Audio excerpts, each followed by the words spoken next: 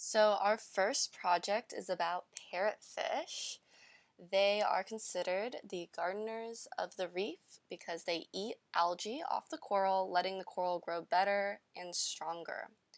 They get their name from their fused looking teeth at the front, which look a lot like a parrot beak. They're also really colorful.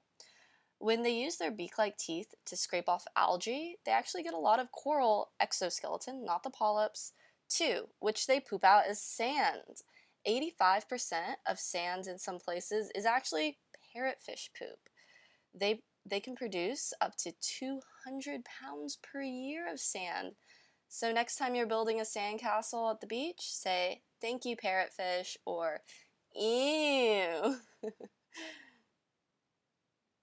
Alright, let's jump in. Here are our supplies. We have some oil pastels, some tempera paint, and the items you're going to need.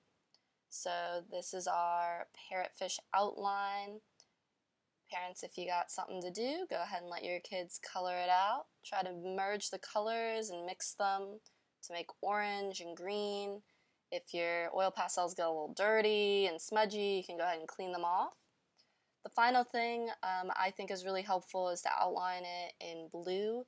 Then when you're trimming it, you actually don't have to be so perfect, right? Because it kind of represents the water.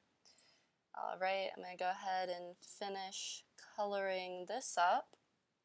And of course, don't forget your little fin up at the top. Some of them are located in different areas. They're all hand traced.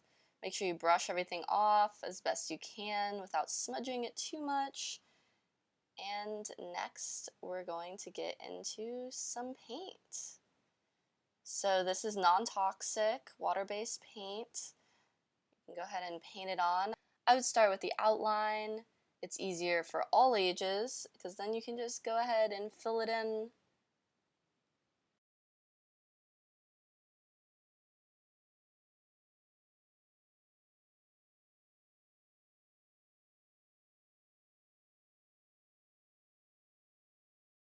Now that we have everything painted, try to make it as even as possible. And of course, don't forget your fin again. Go ahead and let this dry. Just make sure that the dark spots aren't there, that it's a consistent kind of lighter purple color. Then you can grab a toothpick or the other big stick, skewer, and you can start scratching away. Again, make sure it's dry. And you can let the kiddo scratch away. Go ahead and let them scratch away. If you want to make scale shapes, you can make a little teardrop shape or like a little triangle shape. If you want to make scales, go ahead and make a little triangle with a rounded top.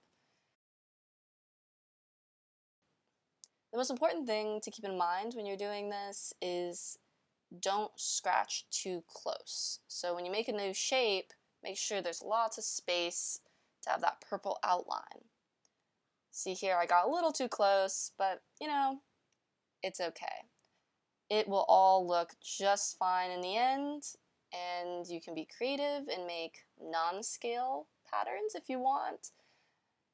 They actually have some different patterns around their eyes. You can make dots, you can make lines, whatever your heart desires. Have fun with it.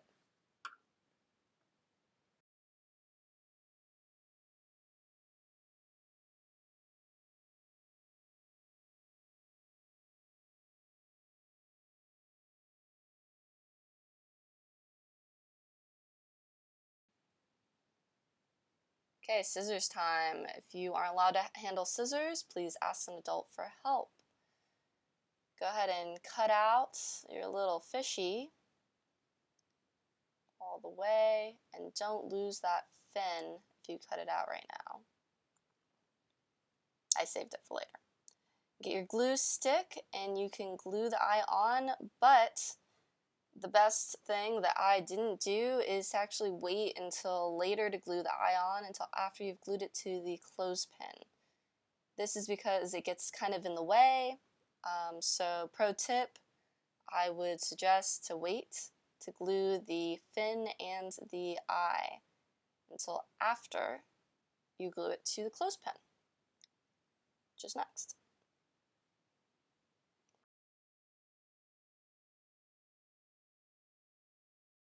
So a little more scissor time. You're just gonna go ahead and cut the fish in half, straight down the middle from the mouth to the tail.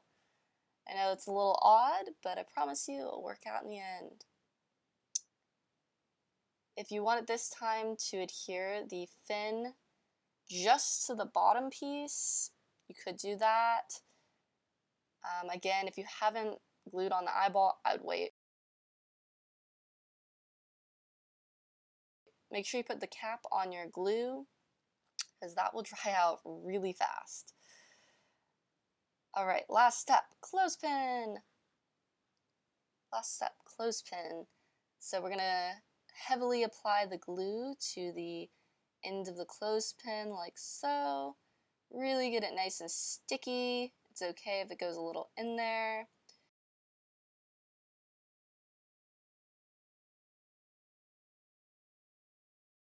Close the glue up again and press the top of the fish.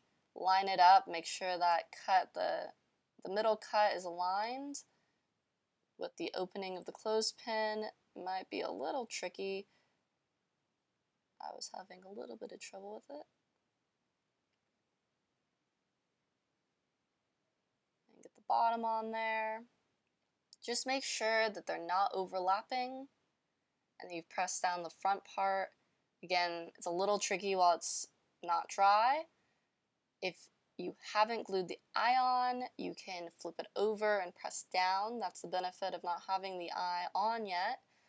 And even if you have glued the eye on, it still helps for sure.